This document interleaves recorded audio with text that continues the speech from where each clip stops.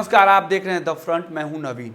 Corona virus को फैलने से रोकने के लिए किए गए देशव्यापी लॉकडाउन में पिछले हफ्ते कुछ शहरों में ढील दी गई।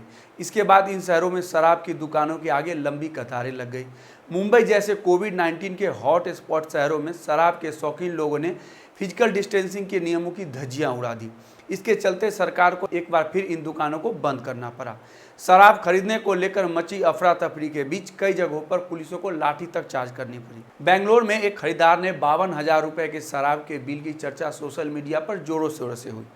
शराब की दुकानों पर इस तरह की हड़कंप मचना कोई बड़ी बात नहीं थी। लॉकडाउन के चलते शराब के लिए लोगों की बेसब्री अपने चरम पर पहुंच गई थी। पूरी दुनिया में ही शराब की बिक्री में उछाल की खबरें आ रही है। ब्रिटेन में पिछले साल के मुकाबले मार्च में शराब की बिक्री 22% बढ़ गई, जबकि अमेरिका में यह इजाफा 55% था। भारत में शराब की बिक्री कभी भी आसान काम नहीं रहा है। ई कॉमर्स और होम डिलीवरी की इजाज़त नहीं है। कई राज्यों में सरकार ने शराब की बिक्री पर रोक लगा रखी है, क्योंकि शराब पीने पर पाबंदी से वोट मिलने की उम्मीद रहती है। भारत के 29 राज्यों में से हर राज्य के अपने अपने शराब की नीतियां हैं।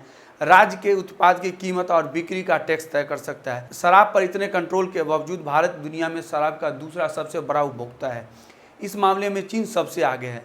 लंदन स्थित रिसर्च फर्म के अध्ययन से इस बात का पता चला है कि भारत में 66.3 लीटर अल्कोहल पिया जाता है। 2017 के मुकाबले यह मात्र 11% ज़्यादा है। इसके अलावा देश के प्रति व्यक्ति शराब की खपत में भी इजाफा हो रहा है। भारत में सबसे ज़्यादा विस्की पीने वाले लोग हैं। भारतीय लोग अमेरिका के मुकाबले हर साल 3 गुना ज़्यादा विस्की पी जाते हैं। अमेरिकी विस्की का दूसरा सबसे बड़ा उपभोक्ता है। दुनिया भर में खरीदी जाने वाली विस्की की हर 2 बोतल में से एक अब भारत में बिकती है। 2018 में जब पूरी दुनिया में शराब की खपत में गिरावट आई थी, उस वक्त भारत में ग्लोबल विस्की मार्केट में 7% का उछाल हुआ था। भारत में बिकने वाली 45% से ज़्यादा शराब आंध्र प्रदेश, तेलंगाना, तमिलनाडु, कर्नाटक और केरल जैसे राज्यों में बिकती है। रेटिंग फर्म क्रिस्टल के मुताबिक इस बात में कोई आश्चर्य नहीं है कि इन राज्यों की कमाई 10% से ज़्यादा हिस्सा शराब की बिक्री से ही आता है। शराब की खपत वाले 6 और टॉप राज्य जो हैं वो हैं पंजाब, राजस्थान, उत्तर प्रदेश, मध्य प्रदेश, पश्चिम बंगाल और महाराष्ट्र। 5 से 10% कमाई शराब पर टैक्स के जरिए हासिल करती है ये राज्य। रिसर्च एजेंसी के मुताबिक अप्रैल में 1 बूंद शराब नहीं बिकी और राजस्व की ज़रूरत को देखते हुए राज्य सरकार ने दोबारा दुकानें खोलने का निर्णय लिया। लॉकडाउन के चलते राज्यों की कमाई बंद हो गई और शराब से मिलने वाली टैक्स के रुक जाने के में राज्यों को पैसे की भारी किल्लत से जूझना पड़ रहा है। भारत में अल्कोहल की बढ़ती खपत के पीछे एक कड़वी सच्चाई दबी हुई है। एक नई सरकारी रिपोर्ट में बताया गया है कि देश के 1/3 पुरुष शराब पीते हैं। 10 से 75 साल की उम्र के बीच 14% से ज़्यादा उपभोक्ता अल्कोहल लेते हैं। WHO के अनुमान के मुताबिक 11% भारतीय शराब पीते हैं, जबकि इस मामले में दुनिया की औसत 16% का है। चिंता वाली बात यह है कि शराब पीने वाले 1/3 लोग सस्ती और स्थानीय रूप से बनाई गई नकली या देसी शराब पीते हैं।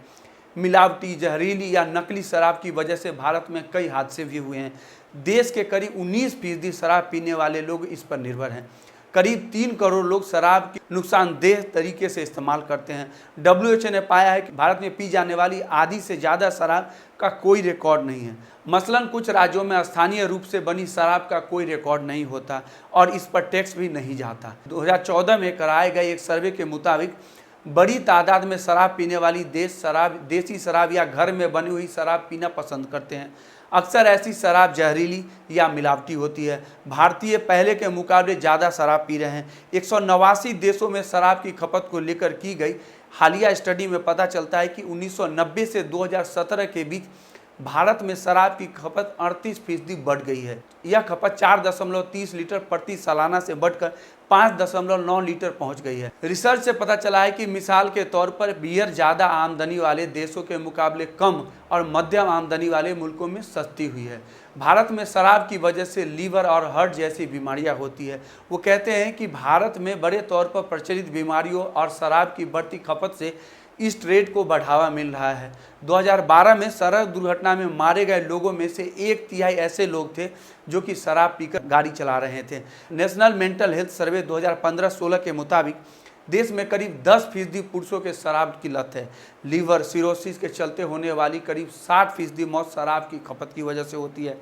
घरेलू हिंसा की भी एक बड़ी वजह शराब है। ग्रामीण इलाकों में बड़े पैमाने पर महिलाएं शराब पर पाबंदी लगाने का समर्थन करती है।